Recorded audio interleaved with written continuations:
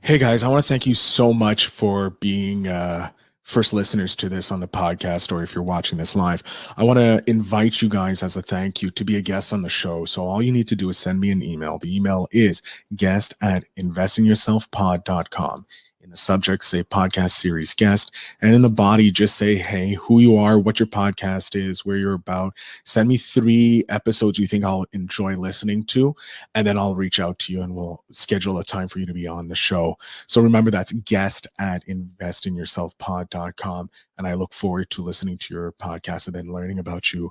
So without further ado, let's listen into today's show.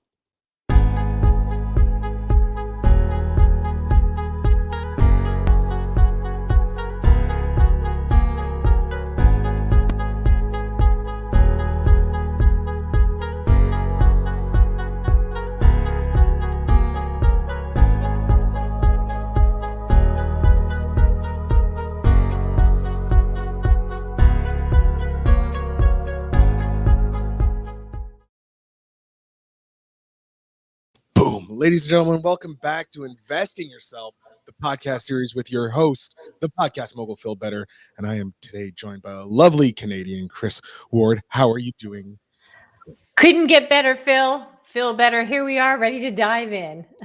Yes. So, Kris, we talked a bit beforehand in our Facebook chat and on the Facebook group where we met, and you said you've been podcasting for 2 years. I have. So, how about you quickly introduce yourself, your podcast, and then we can start in about how you started podcasting and that. So, who is Kris? Ta-da! Okay, Kris Ward. So primarily what you'll see from me online is we're about win the hour, win the day. And we just believe passionately that your business should support your life instead of consuming it. And we believe that most entrepreneurs are trapped in this constant web of admin. And what we're all about is getting you in what we call the win formula, 60% execution, 40% admin. So you should always be moving to what is next, what is next. That's what an entrepreneur does. They get ideas to execution.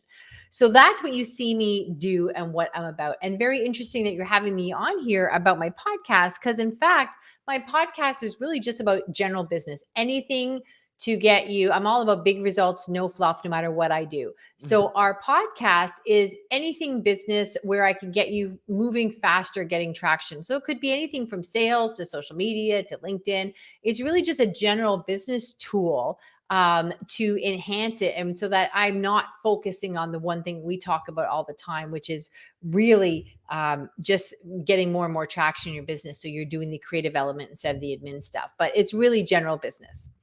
Cool. And what is the why? Like, why did you start this podcast? Like, was it, I'm not even going to start asking questions. Like, why did you start it? Yeah, so I was told repeatedly by a lot of people that I was a good guest and I should have my own show. And I thought the first 50 people, I was like, oh, they're so nice. That's so nice, right? Wow, They're you so waited nice. 50 people. I was like, after 3 people, I was like, I'll have 10 podcasts by the end of the month. Well, I just thought it's what you have to say. And then also, do you know what? To say this confidently, but not arrogantly. Then when I was listening to other shows, I'm like, oh my gosh, I don't know if I'm a great guest, but there are a lot of bad guests out there. So then I was like, okay, I get it. And then I thought, well, what does that translate to? Really, still, why should I have a show? And at that point, I said, like, does the world need one more podcast? And this was 2 years ago. I thought, okay, the podcast ship has sailed. I missed it and I was wrong. So then somebody finally sort of, really talked me into it. And I thought I could use it as an opportunity to meet people, a funnel into my business. And that's what I went in for. And it was a game changer. And I would also, I'm sure you'll lean into this. I would tell you that most people use podcasts incorrectly, that it's not at all what they thought it was going to be. So yeah. Yeah. A lot of people are like, oh, this is going to be easy work.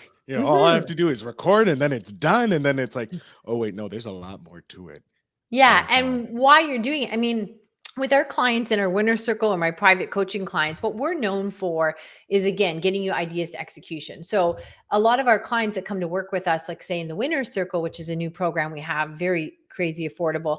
And what will happen is they'll say, oh my gosh, I have all these things I want to do. And they started the podcast and it's this big time suck on their schedule or all these other things that they're busy with. And so what happens, what I'm really passionate about is you want to have things in play. We call them super toolkits to make sure that you get these repetitive tasks off your calendar so you can go out and create a podcast and leverage these relationships and do all these things. I mean, most of my clients tell us that we get them back 25 hours a week within the first month of working with us. So, be really purposeful and strategic about what your podcast is for. Otherwise, it's just another thing that you're buried under.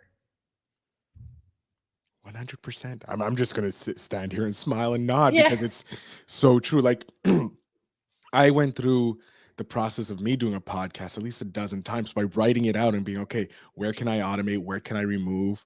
Like I play the ad before the podcast starts when I'm about to do the recording. So it's one less thing I have to edit or my Yeah. editors need to edit. So Yeah. it smooths along. And I have about a dozen different openings that I play whenever it's a different podcast guest I have. Because I like you, I use most of my podcasts as a lead gen, Yeah. either having the guest on, and that's the ideal client, or Yeah. having amazing podcasters on that lead to either them getting sales because of their products or people coming in and joining my masterminds that I host. So yeah, Yeah.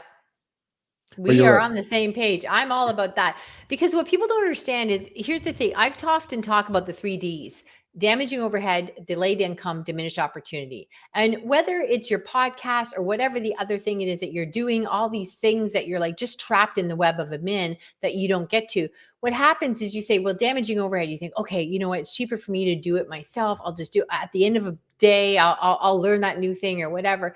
And I would say that if you could get a new client for, let's just be simple, do basic math, for $100, then you are billing your company $100 for doing that low level admin work when you should be bringing in more sales. So that's damaging overhead. Then there's delayed income. What does it cost you when you get a client in June that you could have had in January that they could have given you at least one referral, right? And then I think the most painful of them all is the diminished opportunity when someone says, oh my gosh, Phil, I wish I'd known you did that. I just hired somebody last week and yeah, we're committed. And then think of the lifetime value of that client. And Mhm. so damaging overhead, delayed income, diminished opportunity.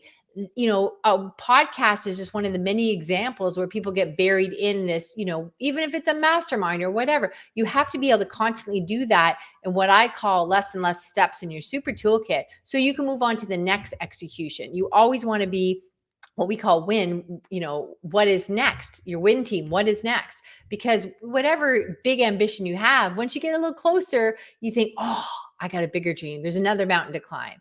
So yeah, it really has to be. I could talk to you all day about this, Phil. I'm passionate about it all. That's why you're here to talk Okay. to me about everything that you're passionate about, how it Hmm. helps build your podcast, how it helps build other things. But it's true. What is next? Like that's so important. Like you start your podcast, looking at it into a podcasting lens that I'll take. You start your podcast. What's next for you? Like d- usually you have to do your ideal listener profile. Who is the person you're making this show for, so that they can do it. And this goes for people who use it as a hobby or like us who use it for business, because you have both sides. Yeah, I mean, when I wrote my book, When the Hour, When the Day, listen, I thought, hand to God, there'd be nothing I would, when you're a child, you're like, I will never ask for anything again, right? Yeah. So I thought if I got that book out, because, I was like, okay, that's it. I will never ask for anything again. And that book is not out very long. And then you're thinking, that's book one of a 3-part series, right? And so it just, you have it, the ideas are not the issue. You have the ideas. It's the execution that's the issue. That is all that's separating you from that person you're looking at online with a little bit of professional jealousy. You're like, oh, how are they doing all that? They're just getting to execution faster than you. You are just as smart as them. But without what I call a win team or what is next team and your super toolkits and really being in that win formula of 60% execution, 40% admin, then you're just going to be constantly rotating, really what I would call a very expensive job or a sufferpreneur. Ooh, I like that. Sufferpreneur. This year has been like a mindfulness of different words I've been learning regarding entrepreneurship. Yes, yes, absolutely.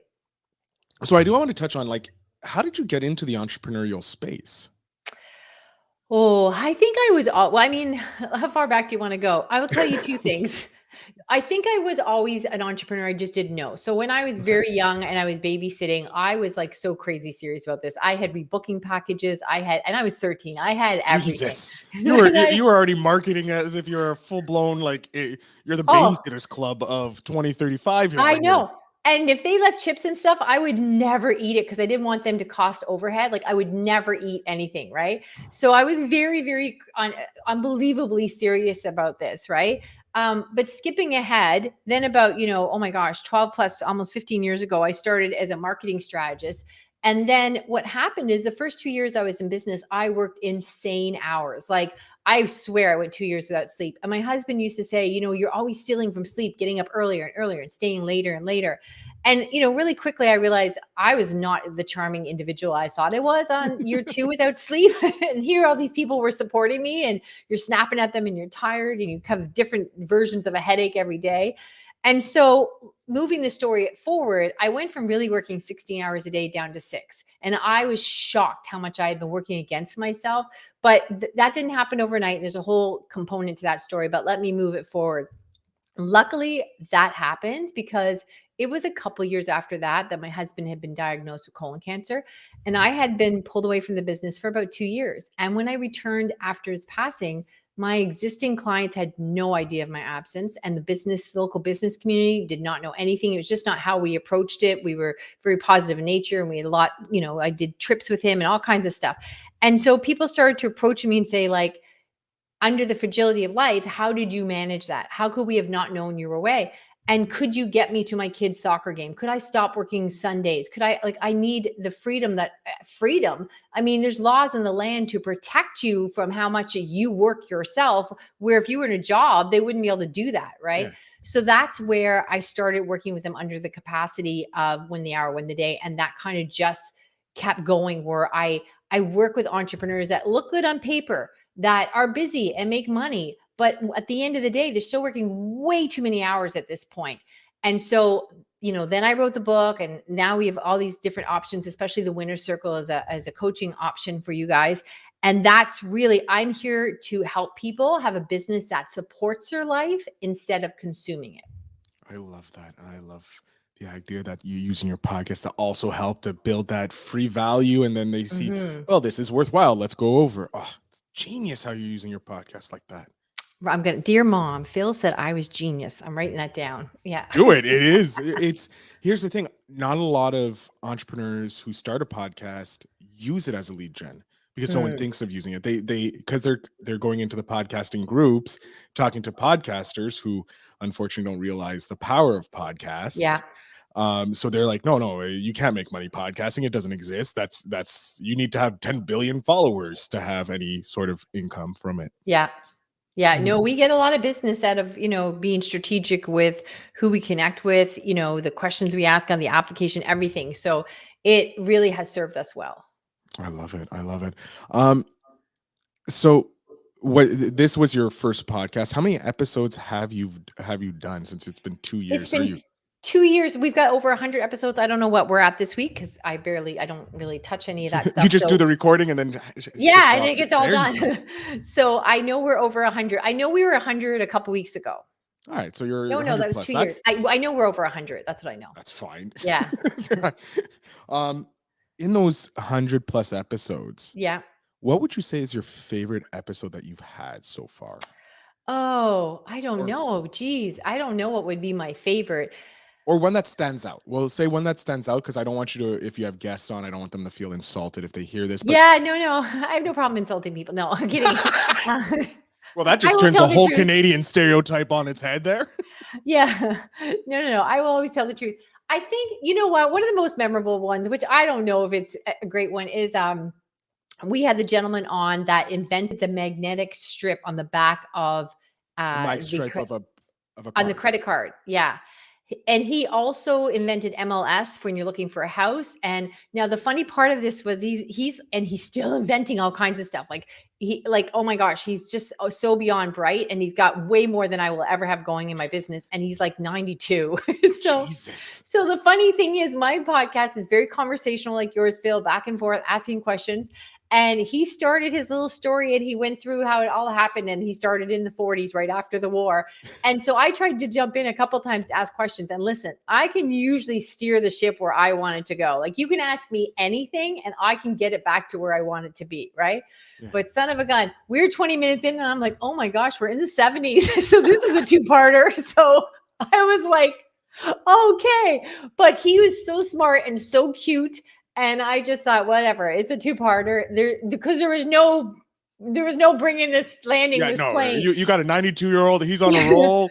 It's But like a wrecking ball. right, but his story was concise and it was informative. So he didn't just ramble. He had one invention after the other. So who the hell was I to shut him up anyhow, right?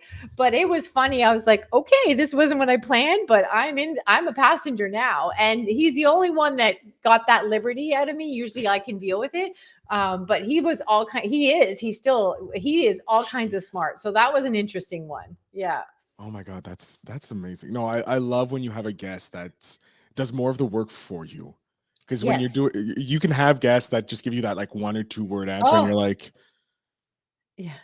all Yeah, right, don't this make me is. ask what's next. Tell me another one. Okay, give me another tip. Oh, mother of mercy. You know what? And I'm really mindful, as you can see, like I'm all in, let's go. Mhm. And if anything, what I do is I make sure that I don't over talk you and say, okay, fine. I've got all my things out. He hasn't talked in a few minutes. Let him breathe. Let him jump in. It's his show.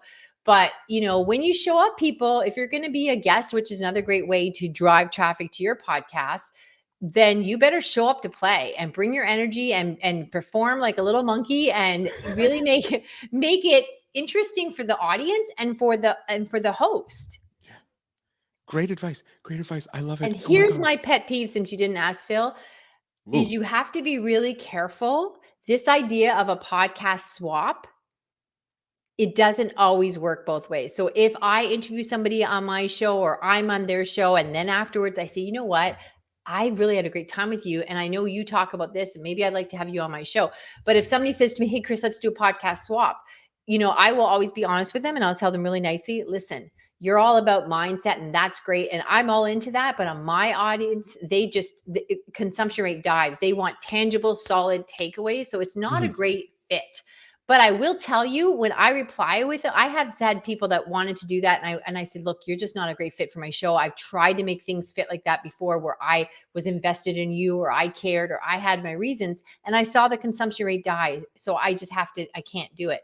And because I worded it so friendly and let them know, like, I'm interested in what you do, but it's just not a good fit for my audience, they still wanted to be on my show and they turned out to be a client. So if you let them know, but don't just jump up and say, let's do a swap, because nobody says it's a good fit, right? And that just creates all kinds of overcommitment and problems. Oh yeah, no, no. You need to be when you're doing an interview-based show.